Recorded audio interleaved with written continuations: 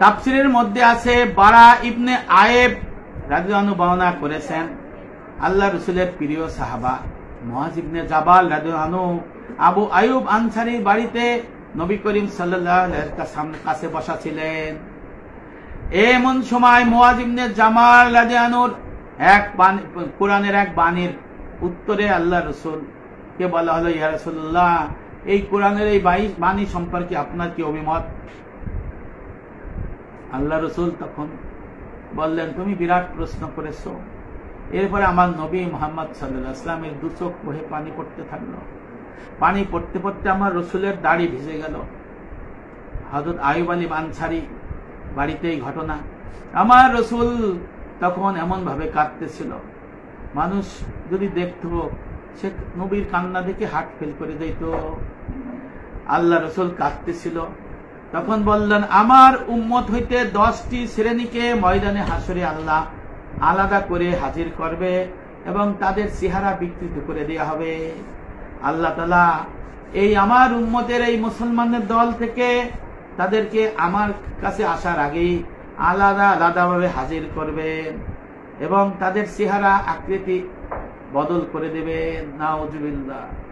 তাদের মধ্যে আল্লাহ রাসূল বলছেন, কিছু সংখ্যক আমার উম্মতের কিছু সংখ্যক হবে বান্দরের আকৃতি বিশিষ্ট, কিছু সংখ্যক হবে শূকরের আকৃতি বিশিষ্ট, আর কত উপর অবস্থায় উপর করে তাদের চেহারা বিকৃত করবে, তারা তাদেরকে স্বেচ্ছায় টেনে টেনে নিয়ে নেবে। আর কিছু লোক হবে অন্ধ অবস্থায়, তাদের চেহারা বিকৃত থাকবে অন্ধ, আবার কিছু উদ্ভ্রান্ত পাগলের মতো ঘুরতে থাকবে।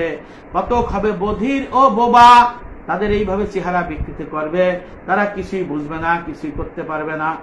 আর কতক হবে জিহ্বা লম্বিত, অর্থাৎ কুত্তার মতো জিহ্বা করে হাঁপাইতে থাকবে।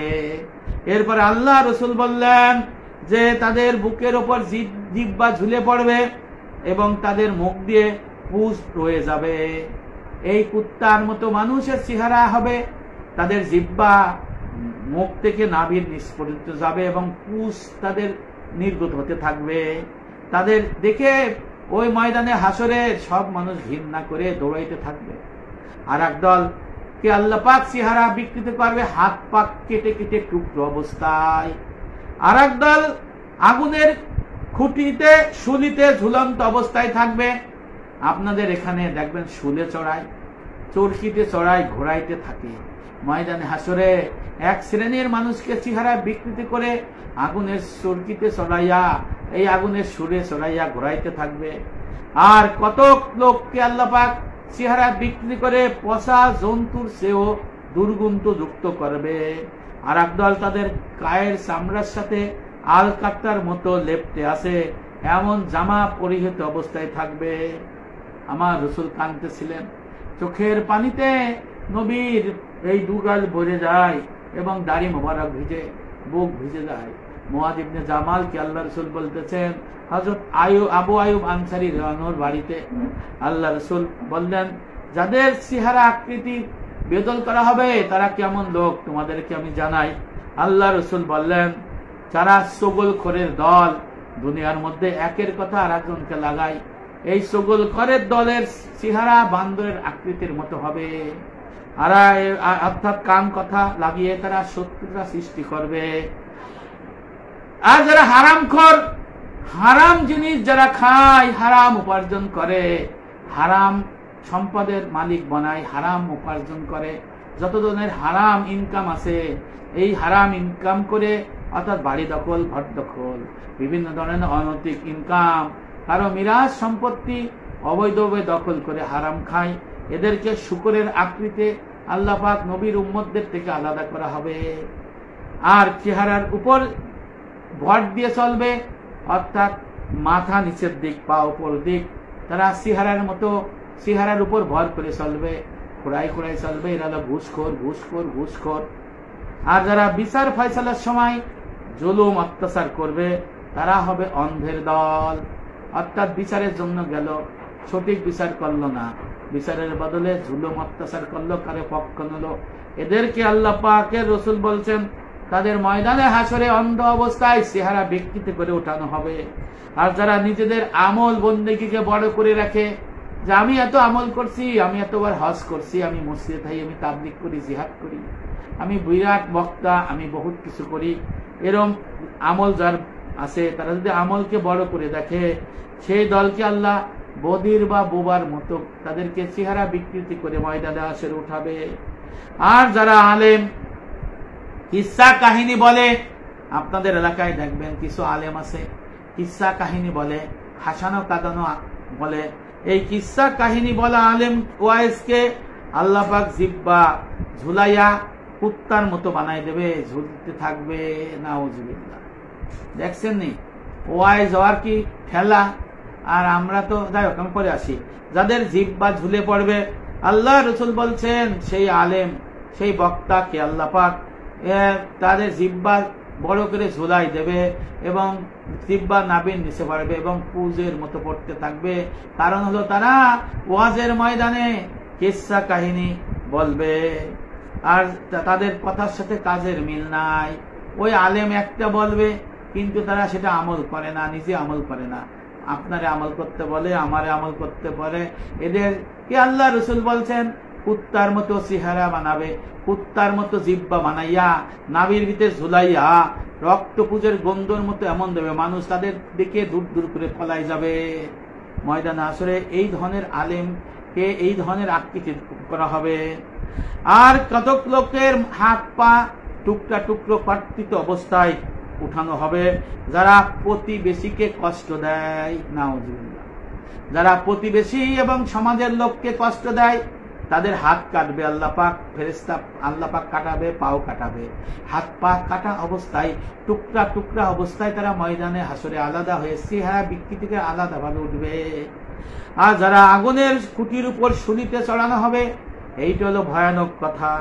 যারা জোরপূর্বক মানুষকে ধরে নিয়ে বাচ্চার কাছে, প্রশাসনের কাছে, পুলিশের কাছে ধরে দেয় এবং নানা ধরনের নির্যাতন করে, হয়রানি করবে, তাদের মামলায় জড়াবে, গ্রেফতার করবে, এই ধরনের লোকদের আল্লাহ পাককে বলেছেন তাদেরকে আগুনের খুঁটির উপর শুলিতে ঝুড়াইয়া ঘুরাইতে থাকবে। নাউজুবিল্লাহ। আর কিছু লোক হবে মরা পশুর মতো, দুর্গন্ধ হবে। তারা সেই সম্প্রদায় যারা দুনিয়াকে যারা প্রাধান্য দিয়া দুনিয়ার ভোগ বিলাসে মত্ত ছিল, অথচ তাদের সম্পদে আল্লাহর যে হক ছিল অর্থাৎ সম্পদের যে সুষ্ঠু বন্টন নীতিমালা ছিল সেইটা করে নাই। আর যেটা ছিল সেটি সংসার রক্ষা, ধর্ম রক্ষা, গরিব রক্ষা, 3 ফান্ডে যথাযথ ব্যয় করে নাই। এই সম্প্রদায়ের মুসলমানদের আল্লাহ চেহারা বিকৃতি করে মরা পশুর সে দুর্গন্ধময় করে উঠাবে, তাদের দেখে মানুষ পলাই যাবে। আর এক প্রকারের লোককে লানতের জুব্বা অর্থাৎ আলকাত্তার চেহারা তাদের পরাই দেবে। এরা হলো দাম্ভিক এবং অহংকারী ব্যক্তি, অর্থাৎ যাদের আত্মায় তাসাউফ নাই, তাসাউফ হাসিল করে নাই, দাম্ভিক ও অহংকারী ব্যক্তিকে আল্লাহ পাক লানতের জুব্বা আলকাত্তার কালো মতো এদেরকে কি করবে, পরাই দেওয়া হবে। ভাইয়েরা আমার, এখন ভালো করে বুঝে নেন আপনারা, আল্লাহ পাক আমাকে আপনাকে এই মানুষকে আল্লাহ পাক ভালোবেসে কোন বলে সৃষ্টি করে না, আল্লাহর কুদরতি হাত দিয়া ফেরেশতাকে দিয়ে আল্লাহ পাক ভালোবেসে আদর করে মহব্বত করে অনেক আশা করে ইবাদত বন্দেগী করার জন্য, আল্লাহ নাফরমানি না করার জন্য সৃষ্টি করছিল। তাদের জন্য আল্লাহ পাক জান্নাতুল ফেরদৌস বানায় রাখছে, 8টা জান্নাত বানায় রাখছে।